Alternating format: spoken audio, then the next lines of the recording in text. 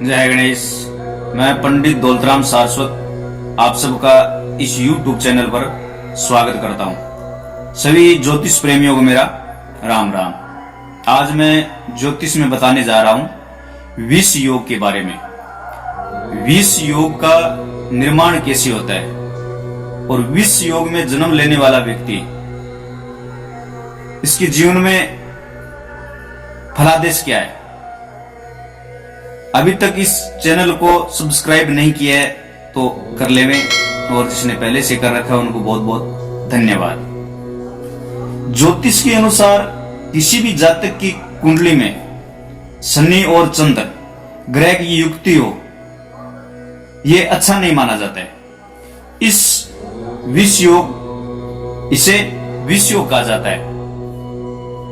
चंद्र और शनि किसी भी भाव में इकट्ठा होकर बैठ जाए, एक साथ होकर बैठ जाए तो विष योग का निर्माण होता है। जैसे लगन के अंदर मेष राशि का चंद्रमा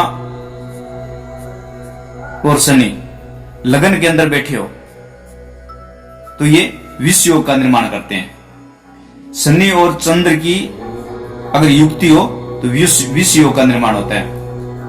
अगर दूसरा है शनि और चंद्रमा एक दूसरे को परस्पर देखते हो, जैसे अगर चंद्रमा यहां पर बैठा है और शनि दशम भाव में है, ये देख रहे हो तो ये विष योग का निर्माण करते हैं।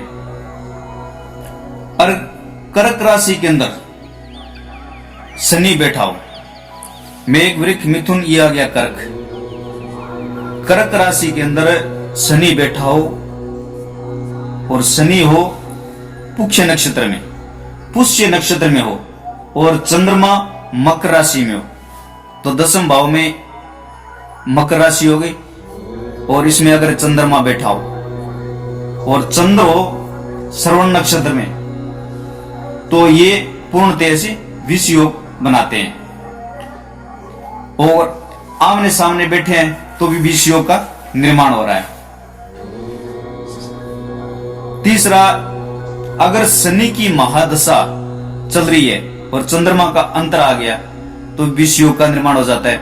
अगर चंद्रमा की महादशा चल रही है और शनि का अंतर आ गया तो विष योग का निर्माण हो जाता है, तभी ये योग बन जाता है। इसका ये विष योग कमजोर कब हो जाता है?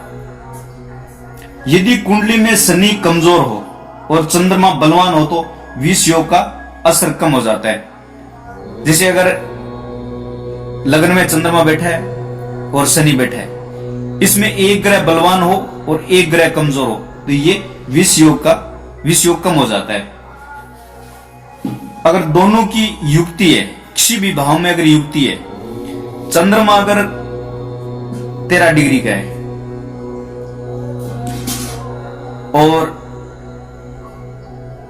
शनि 25 डिग्री में आ गया तो ये विष योग का निर्माण, विष योग कम हो जाता है। चंद्रमा से शनि और शनि से या चंद्रमा अगर 13 अंश की दूरी हो तो ये विष योग का निर्माण, विष योग कम हो जाता है।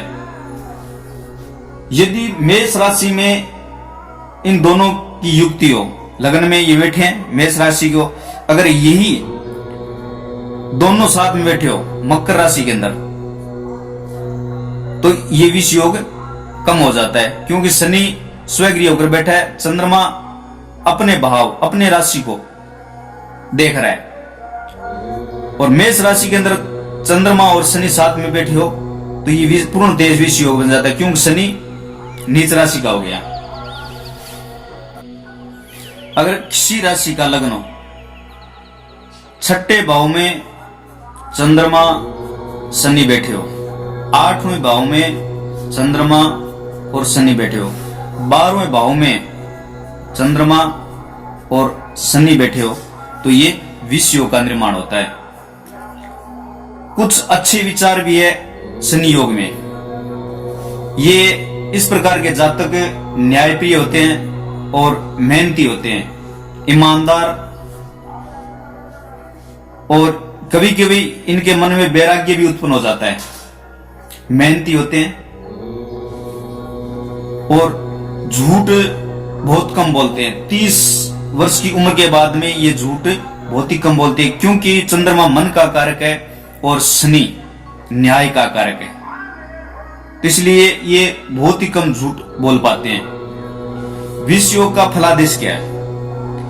इससे जातक के मन में हरदम असंतोष, दुख, विषाद, निराशा, जीवन में कुछ कमी रहने की समस्या बनी रहती है। कभी कभी इनके मन में आत्महत्या करने जैसे विचार भी आते हैं। मतलब हर समय मन मस्तिष्क में नकारात्मक सोच बनी रहती है। यह युक्ति जिस भाव में होती है उस भाव के फल को खराब करती है। जैसे पंचम भाव में हो तो व्यक्ति जीवन में कभी स्थायित्व नहीं पाता है, भटकता ही रहता है। यदि सप्तम भाव में शनि और चंद्रमा की युक्ति हो तो जातक जीवन साथी प्रतिष्ठित परिवार से होता है, लेकिन दाम्पत्य जीवन में इनकी कोई गारंटी नहीं है। इनका मन मुटाव लगभग होता रहता है। शनि चंद्र की युक्ति वाला जातक कभी भी अपने अनुसार काम नहीं कर पाता है, उसे हमेशा दूसरों की सहायता लेनी पड़ती है। जैसे जातक के स्वभाव में अस्थिरता होती है, छोटी छोटी असफलता से वह निराश हो जाता है। अपमान, मृत्यु तुल्य कष्ट, रोग, दरिद्रता, बदनामी, विपत्ति, आलस्य, कर्ज, इस प्रकार के इस योग से बनते रहते हैं। अगर इनके उपाय करने हो तो प्रतिदिन हनुमान चालीसा का पाठ करें। हनुमान जी के चमेली का तेल, सिंदूर, चोला चढ़ावें। शनिवार को सुंदरकांड का पाठ करें। भगवान शंकर का अभिषेक, महामृत्युंजय का जप करें। शिव जी की आराधना करें, तो इससे विष योग की निवृत्ति मिलती है। तो ये जानकारी आपको कैसी लगी, आप अपनी राय जरूर देना और इस वीडियो को ज्यादा से ज्यादा शेयर करें, लाइक करें। जय गणेश।